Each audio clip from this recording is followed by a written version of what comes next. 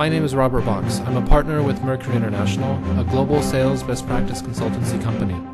I would like to spend a little bit of time speaking about the Strategic Account Management Association program, leading and managing a multifunctional team.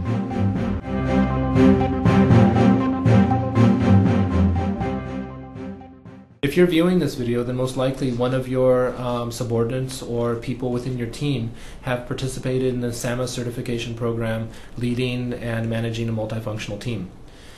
What I would like to do is to go through and to give you a little bit of information about what it is that we did during the training. The most important ways how we can actually help that account manager to start to use some of these new ideas is to have his manager support him. It helps improve the return on investment, and it's very important.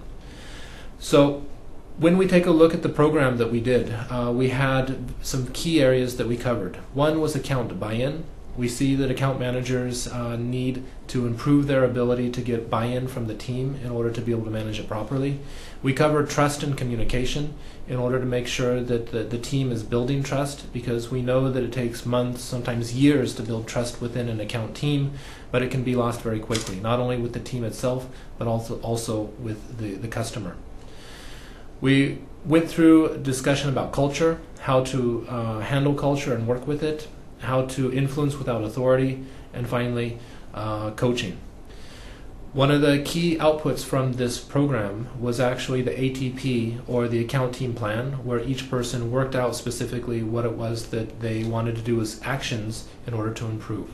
So what I'd like to do now is to go through some of these concepts, to explain them briefly, so that way you have a good overview of what it is that your people have gone through, and more importantly, so that you can sit down with them and discuss with them their ATP, so that you can help them with the implementation.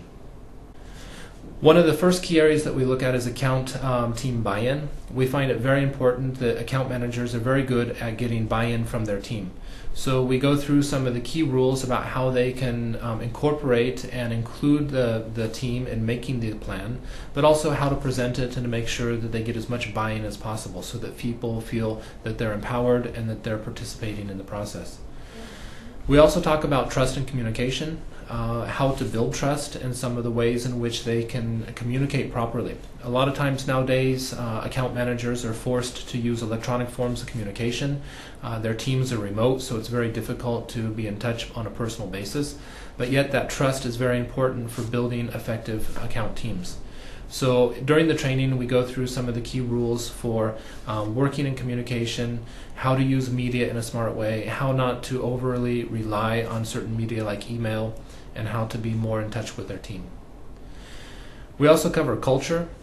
International teams, it's very normal nowadays for people to be working with people from lots of nationalities. We covered some of the key concepts of low context and high context communication, meaning that most of the people all the people who have been through this training should be very aware of some of the key fundamental aspects of culture, including the follow-up that comes after the SAMA training. There was a 3-session e-learning module that they went through regarding culture and how to work with it. Another area where we covered was influence without authority. What are some of the ways in which to influence people without authority?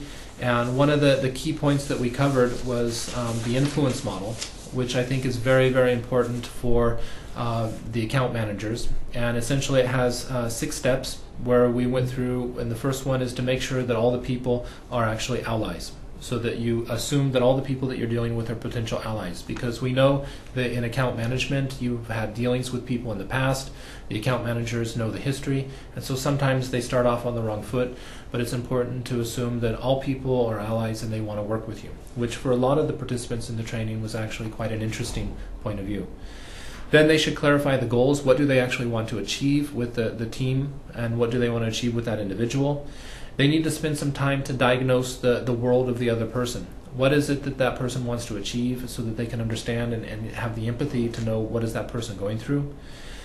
And really to identify what is the relevant currencies. This is one of the key issues that a lot of the account managers, when we talked with them, they really didn't know what is motivating their team. They didn't know what were some of the key motivational factors within their team. So we covered this about understanding what is the main currency and what are the factors they're going through.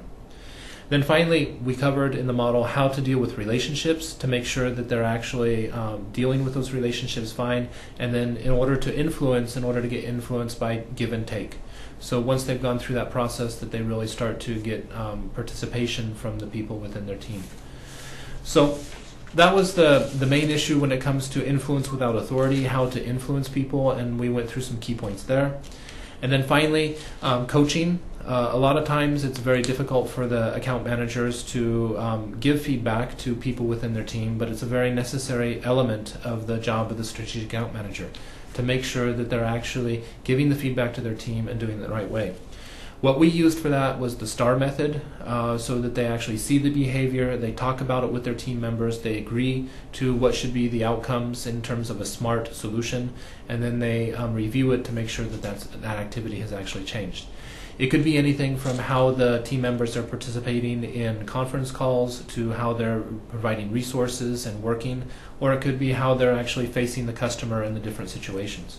So all those are areas in which they can give the feedback. And the final area, which I think is the most important for you as a manager, is that during the course we went through an ATP, or an account team plan, where each of the participants actually filled in a very in-depth action plan about what they want to do in terms of a communication plan, how they want to work with culture, how they want to improve the coaching within the team. So after the training, they have a complete outline of the key steps that they would like to take. So from a management point of view, one of the key areas that can actually really help to influence how they work with this material and how they work with these ideas is to sit down with them with the ATP, to go through it with them, and to make sure that they're making those steps and that you're reviewing those steps with them, and so on. So I think from my side, these are the most important concepts that we went through. And more than the concepts itself, I would say it's important for you as a manager to be interested in it, to sit down with them and to discuss what they have in their ATP. And those are some of the points that are very, very effective for helping implementation and to get the maximum return on investment from the program leading and managing multifunctional teams. Thanks.